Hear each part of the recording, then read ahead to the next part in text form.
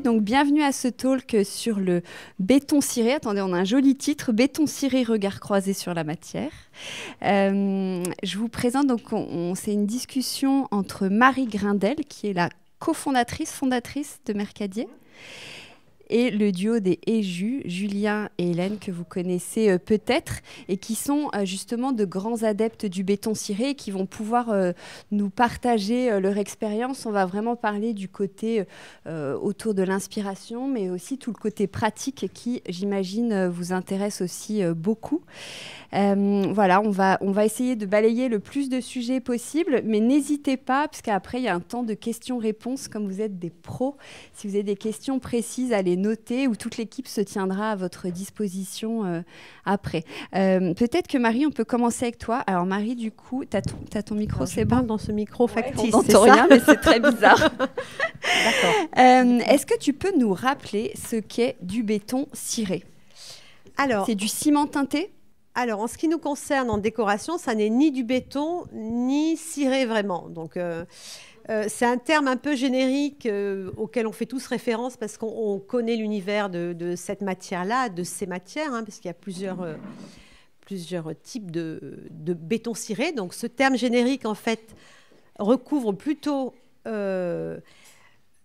Alors, le béton, je pense que la plupart d'entre vous le savent, on parle toujours d'une base avec un liant qui est donc le ciment, auquel on va rajouter des charges. Et en fonction de la charge qu'on rajoute, on va arriver jusqu'au béton si on rajoute du gravier. Donc, nous, on n'est pas du tout dans une charge de type gravier, on est plutôt dans un mortier. Donc, on a toujours une charge ciment à laquelle on rajoute des différents composants, dont du sable. Et c'est la granulométrie du sable qui va donner l'aspect de ce mortier. Si on parle de notre enduit béton coloré, en l'occurrence, c'est un mortier décoratif de finition. Donc, ça n'est pas du béton. Mais je pense que par ce terme, on fait référence à les premiers bétons cirés qui étaient en fait des chapes lissées. Et ensuite, les premières protections qui existaient, c'était souvent une cire, en fait. Voilà, donc on a aussi des cires dans nos produits, mais qui ne constituent pas la protection ultime de notre béton ciré. Alors, vous, votre produit phare, l'enduit béton coloré, ouais. Comment ça se présente? Comment on l'achète? Alors, c'est un produit avec deux composants, une base poudre, donc, dans laquelle il y a les charges, le ciment dont je vous parlais, les sables, etc. Et on a un autre composant qui est un liant coloré. Et donc, on va rajouter ces deux produits dans des proportions définies pour obtenir la bonne couleur. Mais c'est le liant qui porte la charge et qu'on rajoute à la poudre. Au final, on a un produit qui est donc teinté dans la masse. Et là-dedans, vous avez plusieurs produits dans la gamme, l'enduit béton coloré, pur minéral béton, etc., la famille des sols coulés. Quelle différence entre tous? Alors, globalement, sans entrer peut-être dans la composition exacte des produits, même si je peux vous en dire deux mots, on a quand même deux grandes familles de produits. On a les bétons talochés. Donc, je vais réutiliser ce terme de béton, mais vous avez compris que ce n'était pas un béton. On a des produits donc, qui sont talochés, donc qui vont s'appliquer avec un certain type d'outils et qui sont travaillés. Donc, l'applicateur va travailler la matière. On pourra revenir un petit peu sur les types de projets qu'on peut faire, mais on a cette grande famille de produits. Donc, on obtient, après mélange de la poudre et du liant coloré, une pâte. Et cette pâte, évidemment, il faut la travailler. On verra un peu comment, si on peut rentrer dans la technique.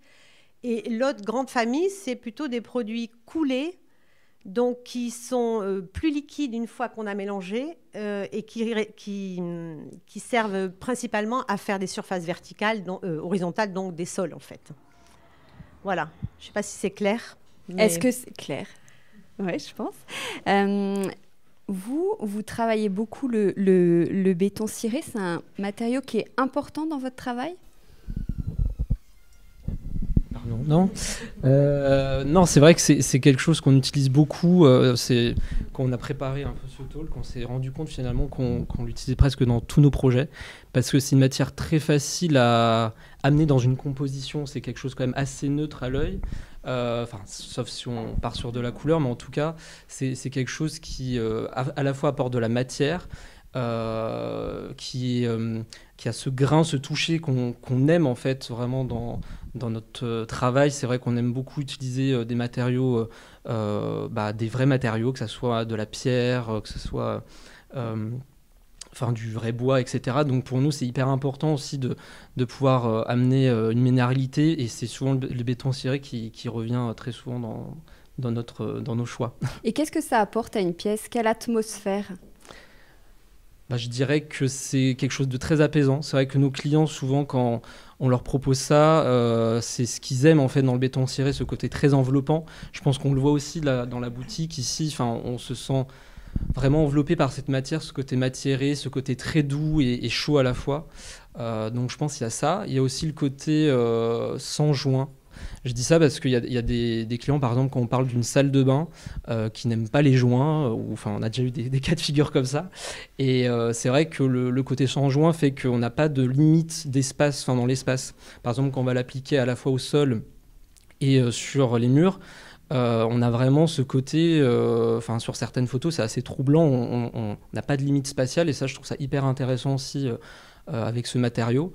Et ça s'adapte aussi à des géométries parfois, quand on a des géométries très complexes dans des appartements avec une triangulation, quelque chose de très particulier.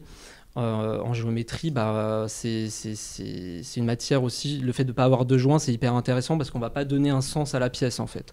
Donc c'est des choses aussi très intéressantes avec ce matériau. Je ne sais pas si tu veux rajouter quelque chose.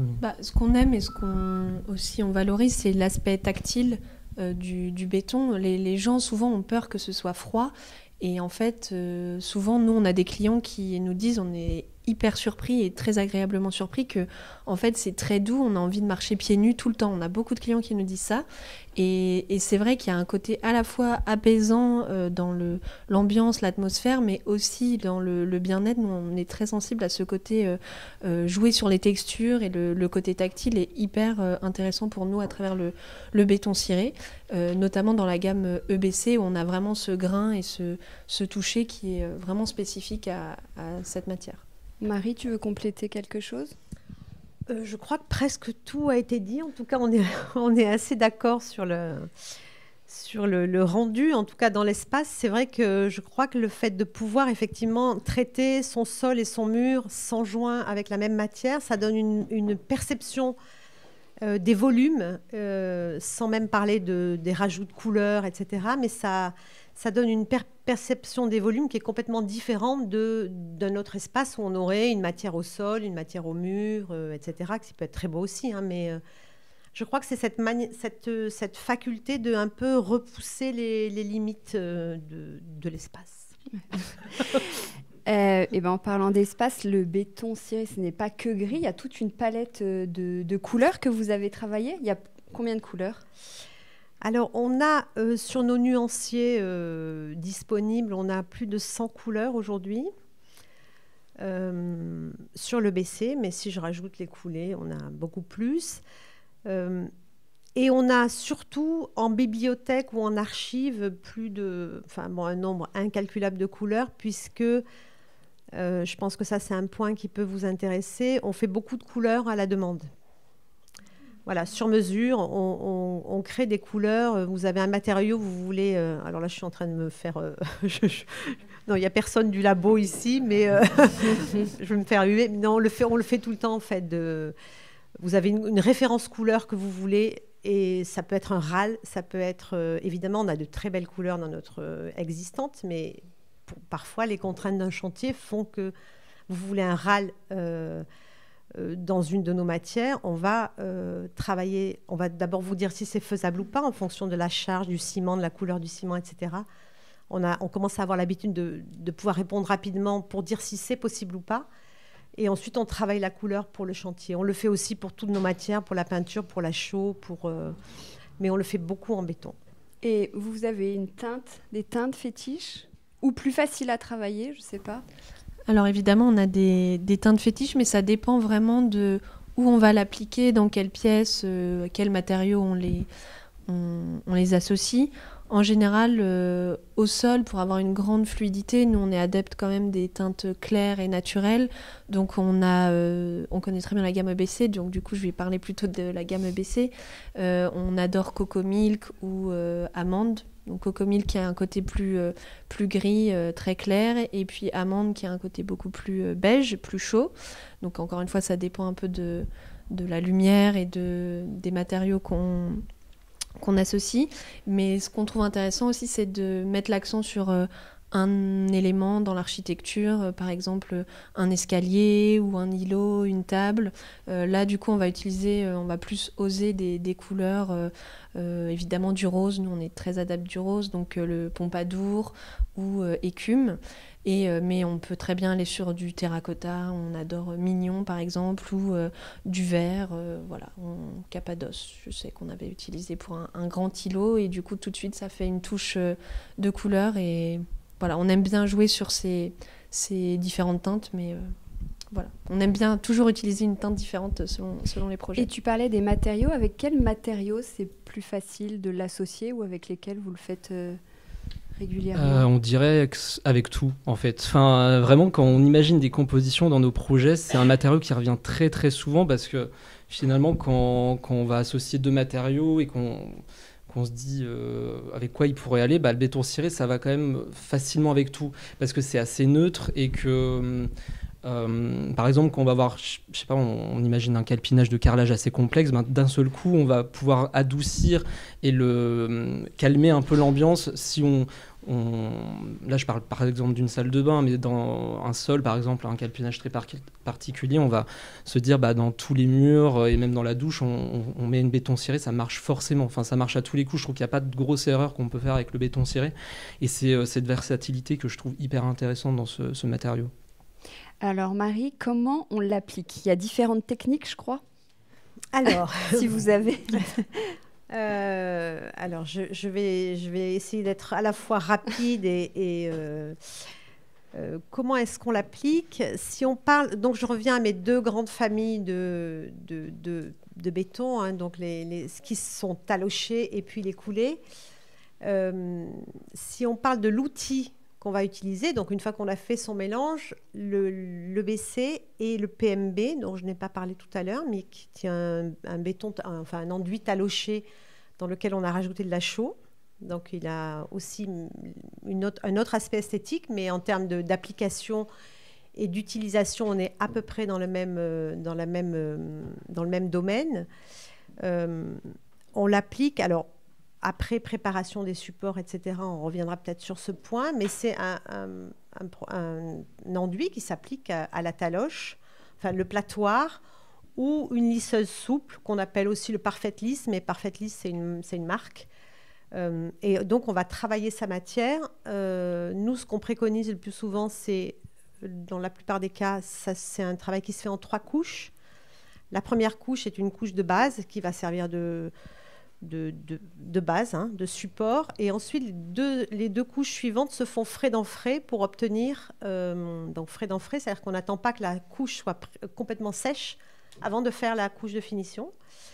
Et c'est grâce à cette superposition de couches qu'on obtient d'une part la dureté et d'autre part le rendu, et que l'applicateur, l'artisan ou celui qui pose la matière va pouvoir donner sa patte, puisque ce qui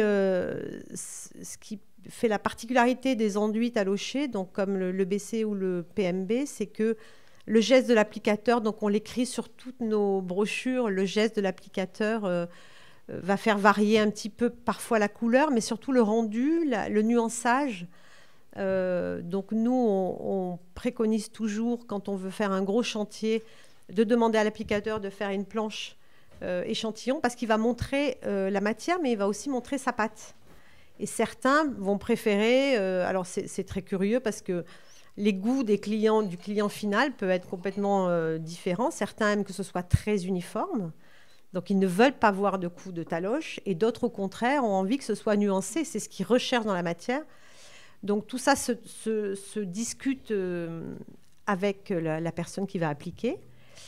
Ou parfois, on a des particuliers qui appliquent eux-mêmes la matière parce que ce sont de très bons bricoleurs et ils vont se lancer sur un petit chantier, un petit plan vasque, etc. Donc, ils vont le faire eux-mêmes.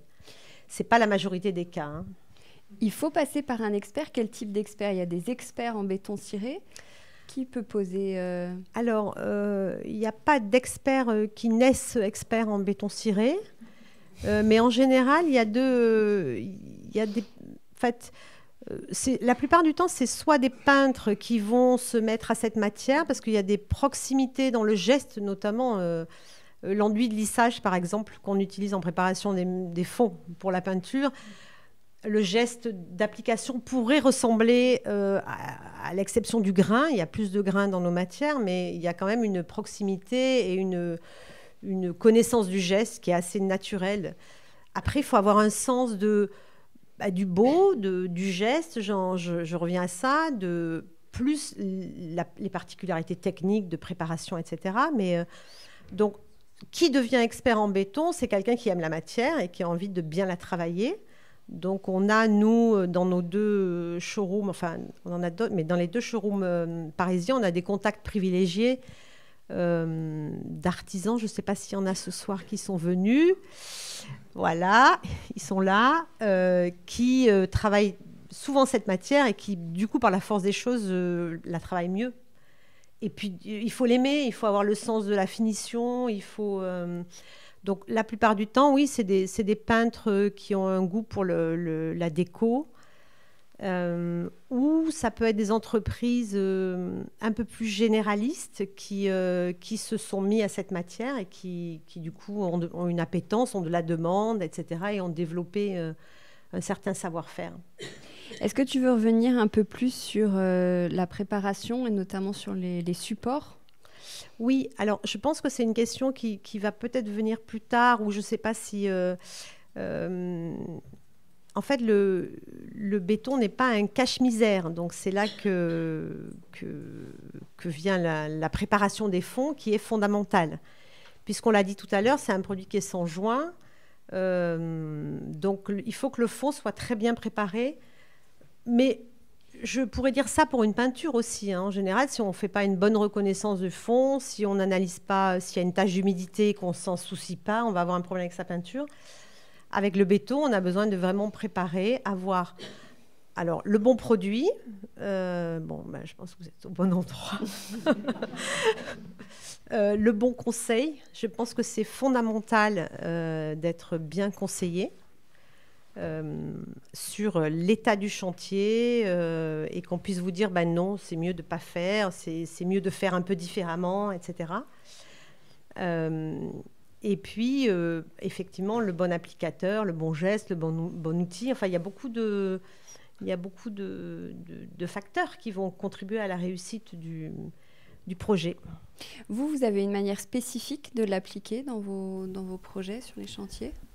Je dirais oui et non, dans le sens où, en fait, c'est une matière assez magique parce qu'il y a autant de rendus que de poseurs. Mais après, c'est vrai qu'on a nos poseurs un peu fétiches parce que c'est vrai que c'est une matière, il faut quand même savoir le faire. C'est un vrai savoir-faire.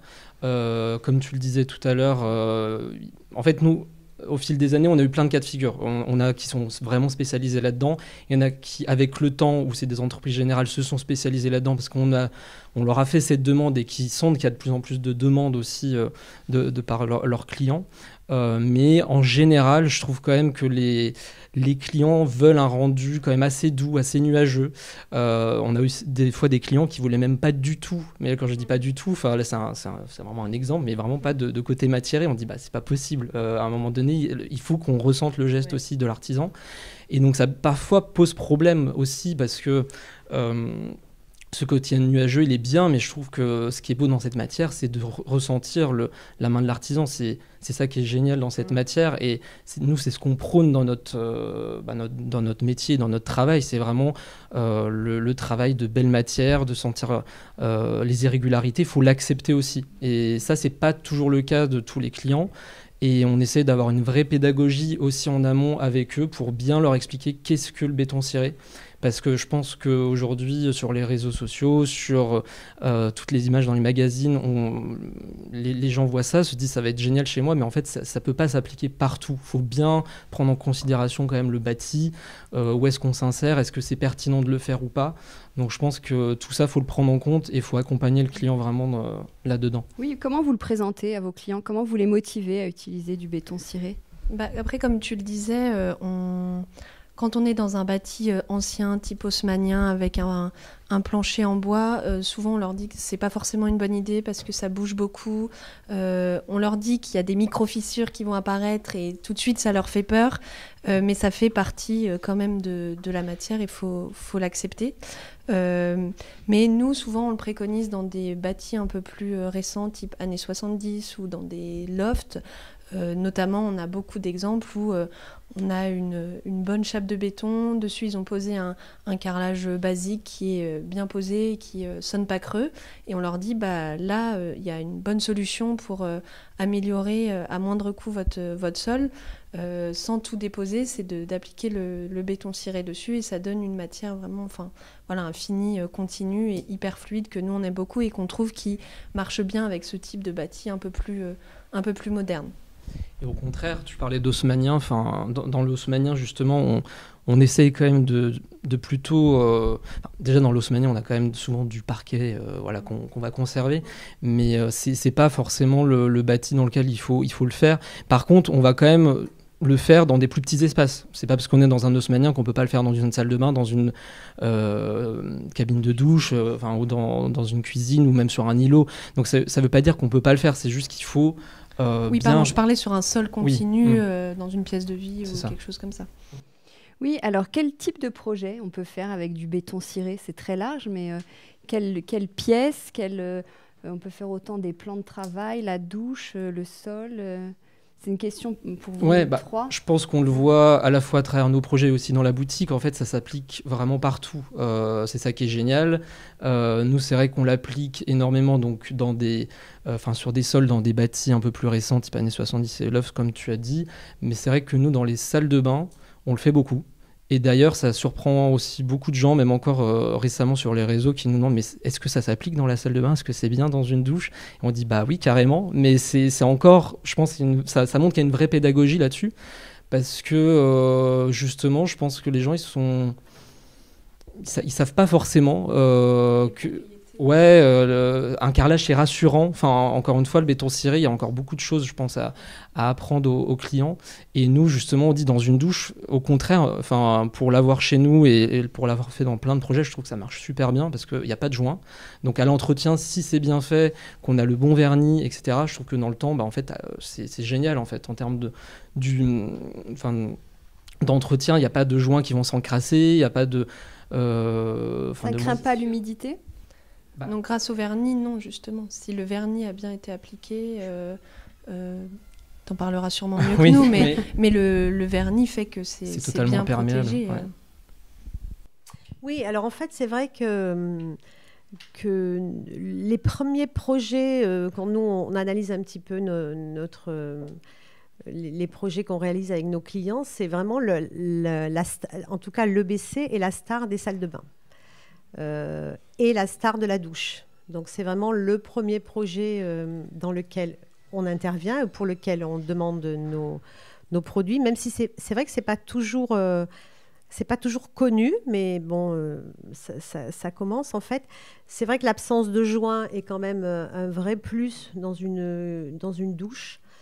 Le vernis doit être adapté aussi au projet. Donc, on a dans nos propositions de protection, parce que le BC, par exemple, le du béton coloré, est hydrofuge. Le fait qu'il soit hydrofuge ne veut pas dire qu'il fait l'étanchéité de la douche. Donc, derrière, avant de mettre... Mais tout ça, tous ces conseils, on les donne avant de mettre de l'enduit dans une douche, on fait une étanchéité. Nous, on préconise une étanchéité liquide. Ce n'est pas notre enduit qui va faire l'étanchéité. Donc, on a un primaire d'étanchéité liquide. On a des préconisations si on veut aussi inclure le sol. J'en parlais à l'un d'entre vous tout à l'heure. Donc, et on peut dire, dans certains cas, mettez plutôt un receveur céramique parce que compte tenu de la configuration de votre bâti, etc., ça sera mieux de mettre un receveur céramique et de faire les murs en EBC. Mais dans d'autres cas, ce qui est génial, c'est de faire l'intégralité de la douche, évidemment, qui continue avec le sol de la salle de bain. Et ensuite, effectivement, le vernis adapté qui va permettre que le projet soit pérenne. Et voilà, un entretien et aussi le produit d'entretien adapté Donc nous, on déconseille évidemment tous les produits qui sont très agressifs. J'ai toujours ce produit qui me vient en tête, le Silite Bang, qu'on spray, on va faire un tour et on revient. Ah non, on ne fait pas ça avec nos produits. Parce qu'évidemment, ça va, pardonnez-moi, ça va bouffer le calcaire, ça va commencer par abîmer le vernis et ensuite bouffer la base. Je dis bouffer parce que c'est vraiment ce qui se passe. Hein. On a l'impression que ça a été rogné, donc c'est voilà. Donc il y a des produits d'entretien qui nettoient très bien. Il n'y a pas besoin dans une douche d'aller décaper. On peut entretenir avec nous. On a des produits d'entretien. On a un shampoing qui nettoie, qui est un produit qui dépose pas trop de matière sur les bétons pour pas les encrasser. Mais sinon, un monsieur propre standard ou idéalement même un savon noir liquide font très bien l'affaire pour entretenir. Vous l'utilisez souvent, mais vous avez aussi déménagé. Je crois que vous l'avez appliqué chez vous. Vous l'avez appliqué où, par exemple ? Ce qui est génial, ce qu'on disait, c'est qu'on peut l'appliquer à différents endroits. On l'a mis évidemment, donc tu le disais, dans la douche. Ce qu'on aime bien faire, nous, c'est vraiment dans la douche un côté vraiment cocon all over. Donc on l'a mis dans l'entièreté de la douche. On a continué au sol dans notre salle de bain. Et on a utilisé la teinte écume qui existe aussi en équivalent en peinture. Donc du coup, aussi pour des raisons de coût, mais du coup on a toute la douche en béton ciré, le sol, mais les murs où il n'y a pas d'eau dans la salle de bain, on a mis la peinture et la peinture vient même s'étendre côté chambre. Donc c'est pour ça qu'on a trouvé... Enfin, on aime beaucoup ce côté où on joue, en fait, c'est la même teinte, mais on joue sur les textures, où on a un côté très, très matiéré au sol et quelque chose de beaucoup plus lisse au mur. Je crois que tu veux ajouter quelque chose. Oui, je voulais juste ajouter que, alors, il y a les recherches de couleurs sur mesure, mais aussi on travaille de plus en plus à des correspondances couleurs dans différentes matières. Alors, le rendu de la couleur n'est jamais complètement le même quand on a une charge ciment ou quand on a un produit à la chaux ou une peinture acrylique.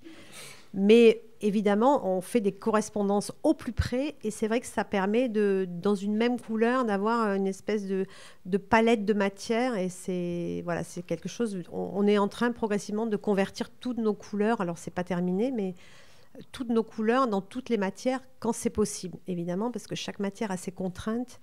On ne fera jamais un rouge Ferrari en chaux, etc. On ne le fait déjà pas dans d'autres matières, ceci dit.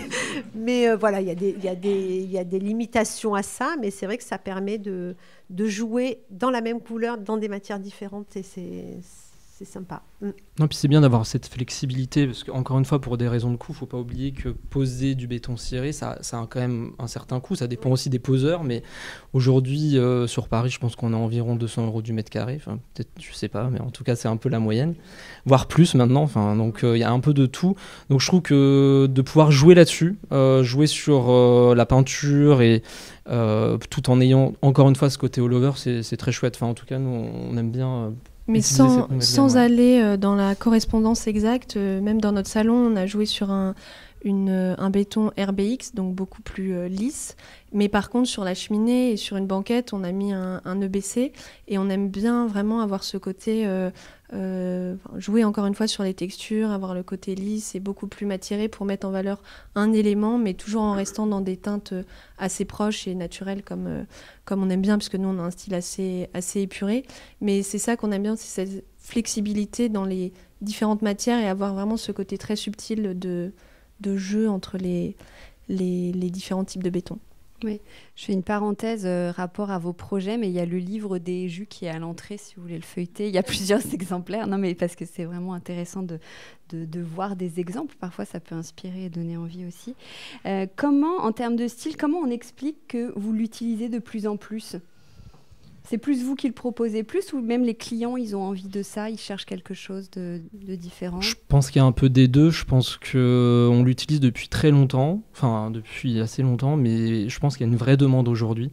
On en parlait tout à l'heure, mais je pense que depuis 5 bonnes années maintenant, il y a eu quand même beaucoup de projets faits avec du béton ciré, donc les gens le voient. C'est comme tout, je veux dire en déco, il faut que les gens le voient pour qu'ils aient envie de le faire chez eux. Et donc aujourd'hui, on a une vraie pédagogie, mais il y a aussi une vraie demande des clients. C'est-à-dire, on a beaucoup moins de mal, je pense, à le mettre dans des projets qu'il y a quelques années, je pense. Les gens, ils aiment bien. En fait, souvent, on nous demande j'aimerais me sentir un peu hors du temps. J'ai plus envie de me sentir à Paris. On a un client qui nous disait je veux avoir une ambiance temple. Quand je rentre chez moi, je veux oublier que je suis à Paris. Et du coup, le béton apporte vraiment ce côté très apaisant et oui, hors du temps. On ne sait plus vraiment où on est. Et les gens, souvent, ont ce fantasme de je prends ma douche, j'ai l'impression d'être dans un pays méditerranéen. Le béton ciré donne vraiment ce côté vacances, en fait. Ouais, ce côté évasion, un peu. Et justement, dans ce type de projet, on a un projet où justement c'était béton ciré, du parquet, de la moquette, c'est tous ces matériaux-là qui sont très tactiles et qui rappellent, où il y a vraiment ce retour au côté émotion et au côté évasion aussi, je pense. Et ça, c'est très important. Alors peut-être encore plus à Paris, je sais pas, mais en tout cas, les gens veulent se sentir un peu ailleurs en étant chez eux. Oui, on peut se dire que c'est peut-être un matériau plus naturel. Est-ce qu'on se trompe parce que c'est un matériau qui est plus éco-responsable que d'autres? Alors, non, mais c'est une question qui bien sûr, nous préoccupe, hein, nous occupe, on va dire. Alors, sur la dimension éco-responsable, on peut dire que, d'une part, on peut utiliser ce produit sans dépose d'un carrelage existant, etc. Donc, ça veut dire quand même moins de déchets, etc. On peut venir recouvrir. Donc, c'est une démarche qui est, d'une certaine façon, éco-responsable. Après, dans l'univers des cimentiers, nous, on n'est pas cimentiers, hein, on n'est pas au sens littéral. Il y a des progrès énormes qui sont en train d'être faits, des innovations dans la manière de fabriquer les ciments qui vont rentrer dans la composition de nos produits, notamment sur leur empreinte carbone. Donc, on va vers des bétons bas carbone. Donc, nous, on est en train progressivement de changer nos formules pour des bétons bas carbone. Donc, c'est des bétons qui, à la fabrication, ont une empreinte carbone moins élevée. Et c'est-à-dire qu'on va remplacer le fameux clinker là, des ciments Portland. Je ne sais pas si certains d'entre vous, qui est donc une des composantes du ciment. Le ciment Portland, c'est la référence des ciments. Donc ce clinker, pour être fabriqué, on va brûler on monte à 1450 degrés, il y a des émissions de gaz à effet de serre, etc. C'est très consommateur d'énergie. Donc toute l'industrie travaille à réduire ce processus au moment de la fabrication. Et donc nous, on va en bénéficier en pouvant introduire dans nos gammes des ciments bas carbone, d'une part. Donc ça, c'est un vrai progrès. Et d'autre part, il y a aussi des progrès qui sont faits sur toute la partie liant, résine, qui sont de plus en plus. Donc là, on a une nouveauté qui va arriver dans le courant de l'année avec des résines biosourcées, par exemple. Voilà, donc tout ça, c'est des progrès qui font qu'on peut considérer qu'on va vers des produits de plus en plus, on ne va pas dire écologiques, mais de plus en plus, avec de moins en moins d'empreintes, en tout cas sur le climat. Et est-ce qu'on a effleuré l'idée tout à l'heure, est-ce que c'est plus fragile que d'autres, que du carrelage par exemple? Alors, on parlait de fissures, il faut qu'on arrive au sujet fissures. Oui, alors clairement, je disais tout à l'heure que ça nous arrive de dire à des clients, écoutez, non, mettez pas nos produits, parce que vu ce que vous me décrivez du chantier, de votre façon de vivre, de ce que vous attendez du produit, c'est pas un produit. Voilà, ne venez pas chez nous. Prenez un grès cérame qui va résister, mais ça ne sera pas la même esthétique. Mais je ne crois pas qu'on puisse dire qu'un produit de décoration n'a pas de limite. Tout a des limites. J'essaie de trouver d'autres exemples, mais un parquet va craindre le poinçonnement, va craindre une plante verte. Quand il y a une infiltration d'eau, on va se retrouver avec une marque noire. Enfin, voilà, chaque produit a ses contraintes et le béton a des contraintes Oui, si on vit vraiment si on a une exigence, le béton ne résiste pas à tout. Voilà. Et comment ça vieillit? Alors, ça vieillit. Ça, c'est un produit qui va se patiner, on en parlait tout à l'heure, rénover son vernis, déjà l'entretenir, et ensuite de temps en temps le rénover pour redonner un peu de lustre. Et puis, il faut accepter quand même que le produit a une certaine patine, en fait. C'est pas une... Mais quel matériau ne se patine pas? Oui, un grès cérame. Voilà, c'est mon exemple. Après, ça demande un entretien correct. Enfin, voilà, moi, je vis dans du béton ciré, donc je sais que c'est tout à fait agréable et tout à fait vivable. Il faut être un petit peu soigneux. On ne peut pas tout attendre de la matière. Si on est en rez-de-chaussée, qu'il y a du gravier, qu'on a 12 Doberman et qu'on veut tirer des palettes, enfin, je ne sais pas, il y a des choses qu'on ne peut pas faire. On ne peut pas tout faire. Vous confirmez? Non, mais oui, on confirme dans le sens où aujourd'hui, enfin, même de manière plus large, au-delà du béton ciré, les gens veulent à la fois du beau, mais que ça résiste des millénaires. Enfin, là, j'exagère un peu. Et sans nettoyer. Et sans nettoyer, ce qui n'existe pas. Donc, non, mais on en rigole, mais c'est quand même un peu le cas. C'est pour ça qu'on essaie encore une fois d'avoir une vraie pédagogie avec nos clients sur à la fois le béton ciré, mais sur toutes les matières naturelles. Une matière naturelle, nous, on aime ça. On trouve que ça n'a pas d'équivalent en termes de ressenti, de beauté. Je vais même prendre l'exemple d'un marbre, entre un marbre et une pierre reconstituée. Enfin, on a beau essayer de reproduire la matière, même... tu parlais du grès cérame. Aujourd'hui, il y a plein de marques qui essayent d'imiter l'effet du béton ciré sur un grès cérame. Oui, ça peut avoir plein d'avantages pour plein de raisons, mais en fait, on n'a pas l'émotion de la matière. Et ça, vraiment, on croit vraiment en ça. Et nous, quand on accompagne nos clients, on essaie vraiment d'avoir une vraie pédagogie là-dessus, comme tu disais, de les sonder très tôt dans le projet, savoir comment ils vivent. Est-ce que c'est adapté à leur manière à leur usage, leur quotidien? On peut comprendre qu'avoir des enfants, ça nécessite des choses qui résistent à tout, et donc on est très très à l'écoute avec eux là-dessus, et on leur parle évidemment des fissures, parce que les fissures, oui, je pense qu'aujourd'hui, il y a encore, nous on a une fois sur deux très, très souvent des gens qui vont dire ah non, si ça fissure, ça va pas nous plaire. Donc je pense qu'il y a un côté très psychologique sur les fissures, alors qu'on accepte qu'un parquet bouge, par exemple. Mais est-ce que la fissure se répare? Oui et non. Alors, il y a la micro-fissure qui est comme un cheveu d'ange. On arrive au sujet fissure. Non, mais il n'y a pas de, comment dire, de tabou sur la question de la fissure. Oui, le béton peut fissurer, mais la manière de ne pas avoir de fissure, c'est quand même d'avoir une très bonne préparation des supports. Je vois des têtes qui bougent là-bas. Parce que c'est des personnes qui connaissent bien la matière et qui savent que quand on a très bien préparé son support, et donc il y a plein de préconisations qu'on a éventuellement tramées, qu'on a mis peut-être une résine époxy si nécessaire, selon les cas, on n'aura pas de fissure. Voilà. Quelles sont, j'allais dire, les précautions à prendre? T'en as quelques-unes à nous partager? Le bon primaire, la bonne analyse du support, hein, je reviens toujours à ça, mais il y a tellement de configurations différentes que ce serait compliqué de rentrer dans chaque type de chantier, mais à partir du moment où on a bien préparé son support, on a consacré beaucoup de temps à ça.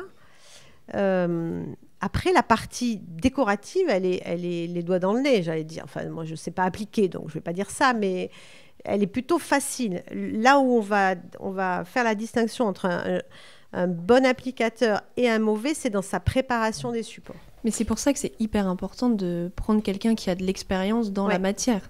Parce que quelqu'un qui va bien analyser le support et qui va oser dire non, là, je ne vous le recommande pas, là, c'est pas une bonne idée. Parce que sinon, forcément, ça va fissurer, ça va mal vieillir et c'est bon pour personne, de toute façon. Oui, et dans l'analyse du support, il y a aussi l'humidité. Selon ce qui précède, est-ce que la chape sur laquelle je vais travailler est sèche, bien sèche? Il y a tout. Il y a le respect des temps de séchage dans le process. Quand on vous dit qu'il faut attendre 5 jours avant de faire l'étape d'après, ce n'est pas 4 jours. C'est 5 jours avec une température qu'on indique sur nos fiches techniques. Donc... voilà, et c'est pas je touche, non, ça m'a l'air bien, je fais quoi. Non, il y a des règles, il faut respecter. Donc par rapport aux tâches, genre vin, huile, Il n'y a pas de tâche. Non, mais il y a, à nouveau, il y a des vernis adaptés. Parce que j'imagine que les particuliers ont peur aussi avec ce genre Si, de on questions. on a quand même des SAV sur le béton ciré, ça c'est évident. Donc évidemment les fissures, on en parlait tout à l'heure. Souvent les fissures c'est mal vécu, vraiment. Donc il y a tout de suite l'idée de est-ce que je peux les reboucher. On l'a déjà fait. Pour leur faire plaisir, hein. Mais je trouve que c'est pas une bonne idée. Je pense qu'il faut l'accepter en fait, et c'est ce qu'on leur dit. Et ensuite sur le côté tâche, on a déjà eu des cas pareil, de figure, il faut. peut-être. Ça dépend en fait. Le client, il faut quelqu'un qui aime les matières naturelles. C'est pas il accepte que la matière elle vieillisse, etc. Et il n'est pas choqué de la moindre petite tâche. Nous, pour l'avoir chez nous, quand on essuie tout de suite, il n'y a pas de souci, mais il faut quelqu'un de soigneux et qui fasse attention et voilà, et qui a un amour pour cette matière. Sinon, encore une fois, si on le sonde et qu'on sent qu'il ne va pas y faire attention, et voilà, en effet, il vaut mieux partir sur un grès cérame effet béton, même si nous, c'est pas ce qu'on préfère. Et est-ce que c'est plus froid aux pieds ? Ou c'est une impression, parce que ça, on peut se dire ça aussi. Oui, alors non, c'est pas froid. Au contraire, moi, je trouve ça très, très doux, très chaleureux. Nos produits sont compatibles avec des chauffages au sol, donc ça, c'est super de marcher pieds nus sur un béton légèrement chaud. C'est les vacances. Hein, non, c'est pas froid. Après, évidemment, il y a le choix de la couleur, hein, qui, comme dans tout matériau, voilà, on a des couleurs dans notre palette, on a des couleurs froides aussi, donc, mais c'est pas un matériau qui est spécialement froid. Non. Donc là, on voit, il y a quand même pas mal de questions ou d'appréhensions. Est-ce que vous, je crois, Mercadier, vous faites un accompagnement spécifique ? Oui, alors, je disais tout à l'heure qu'il y avait plusieurs facteurs, hein, le bon produit, le bon conseil, la bonne préco. Déjà en boutique, on attache une importance à ce que les conseils qui vous sont donnés soient vraiment... voilà, on est assez spécialisé dans la matière, donc a priori, on devrait quand même avoir le bon conseil. Et puis, on a une prestation d'accompagnement sur chantier, alors soit auprès de professionnels qui ont besoin d'être accompagnés parce que c'est leur premier chantier. Donc, on a ici à Paris, on a Anthony, on a Franck aussi sur la France qui se déplacent et qui viennent montrer à l'artisan les bons gestes, vérifier justement que le fameux support a été bien préparé. Voilà, donc c'est un lancement de chantier, en fait, un accompagnement sur chantier qui est très apprécié. Ouais. Je crois qu'on a balayé à peu près toutes les questions. Dernière, peut-être, quels sont pour vous les grands avantages ? Genre 1 minute pour convaincre que le béton ciré, c'est chacun avec vos casquettes différentes. On a tout dit, non ? Oui, pour moi, encore une fois, c'est l'effet vraiment cocon, fluidité de l'espace. Je pense que le showroom, on s'en rend facilement compte.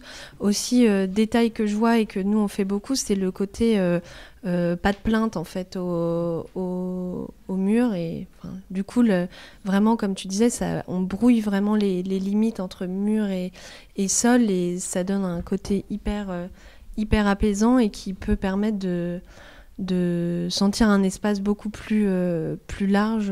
Voilà, dans un petit espace, je trouve ça c'est hyper intéressant.